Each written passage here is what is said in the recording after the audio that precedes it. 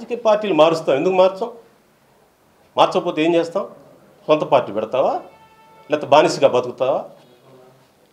నన్ను ఫుట్బాల్ ఆడుకున్నాడా మీ అందరికి తెలుసు, మరి ఏం చేయాలి? నా పాప ప్రక్షాళన చేసుకోవటం కోసం నేను టీడీపీలో చేరాను. నీకు తెలుసుని తెలియదు.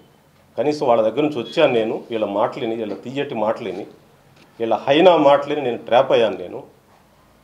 మీరు నన్ను పిలిచి హైనాలాగా ట్రాప్ చేసి, హైనాలాగా ఎమ్మెల్సీ ఇస్తామని, ఎమ్మెల్సీ కాదు ఎమ్మెల్యే ఇస్తామని, ఎమ్మెల్యే కాదు మళ్ళీ ఎమ్మెల్యే ఇస్తామని, మళ్ళీ ఎంపీ ఇస్తామని చివరి నిమిషంలో ఇంత గేమ్ ఆడాలన్నా? మరి ఇంటర్వ్యూ ఇవ్వలేదు. రాజకీయ ఇంటర్వ్యూ కోసం మగమాసే పార్టీ అదేం పార్టీ అండి? నాకు అర్థం కాదు.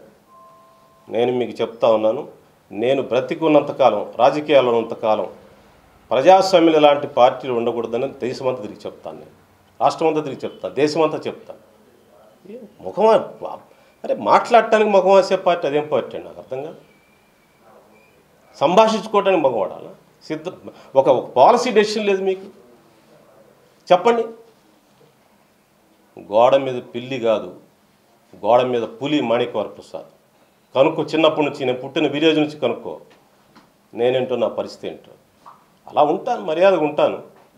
తప్పకుండా మర్యాద గౌరవిస్తాను, పెద్దలను గౌరవిస్తాను, నాకు సహాయం చేసిన వాళ్ళు గౌరవిస్తాను, మోసం చేసిన వాళ్ళు చెప్తాను, ఇంతే చెప్తాను. మోసం చేస్తే ఇంతే చెప్తాను నేను. ఒక సినిమాలో ఎస్వి రంగారావు అంటాడు, మీ శశికళగా చెప్తున్నా, నిన్ను ట్యూట్ చేసి పంపించాడు కదా, నీకు కరెక్ట్ చెప్పలని, నువ్వు ఏదో మైకంలో ఇష్టం వచ్చినట్టు మాట్లాడావు. నిన్ను ట్యూట్ చేసి పంపించాడు కదా, నీకు ట్రైనింగ్ ఇచ్చి, ఆ శశికళకి చెప్పు, పులి అడవిలో ఉన్న బోన్లో ఉన్న పులేరా డోంగ్రే, గుర్తుపెట్టుకోండి. అంత అన్యాయం చేస్తారా రాజకీయ కార్యకర్తలను? అంత అవహేళన చేస్తారా? అంత 74 మందిని జీవితాలను చెరిచారే, ఆగం చేశారే. మీరా మాట్లాడేది ప్రజాస్వామ్యం గురించి, విలువల గురించి మీరా మాట్లాడేది? తల్లిని గౌరవించలేరు, చెల్లిని గౌరవించలేరు, నమ్ముకొని వచ్చే రాజకీయ నాయకులను గౌరవించలేరు. మీరా మాట్లాడేది? నేను మీకు విజ్ఞప్తి చేస్తూ ఉన్నాను, మీరందరూ కూర్చొని శైలజనాథ్కి రేపు అన్యాయం జరగకుండా చూడండి, మీరే చూడండి. తప్పకుండా మోసం చేస్తాను, నేను చెప్తాను, తెలుసుకోండి. మీకు అందరికీ మోసం చేస్తాను, నిన్ను కూడా మోసం చేస్తాడు. నేను రాసి చెప్తాను, అతని బుద్ధి నేను చెప్తాను. మీరందరూ జగన్మోహన్ రెడ్డితోటి వర్గీకరణ మీద మాదిగల పట్ల తన వ్యూహం ఏంటి, తన వైఖరి ఏంటి? రేపు వచ్చే ఎన్నికల్లో మాదిగలకి సమానంగా సీట్లు ఇస్తారా, మాలా మధ్య సమాన సీట్లు ఇస్తారా? అదేవిధంగా మీ కేటగిరీగా జగన్మోహన్ రెడ్డి గారి నోట్లోంచి మాట్లాడించండి, చూద్దాం. మీకు దమ్ము ఉంటే మీ విధానం ఏంటో తెలుస్తుంది.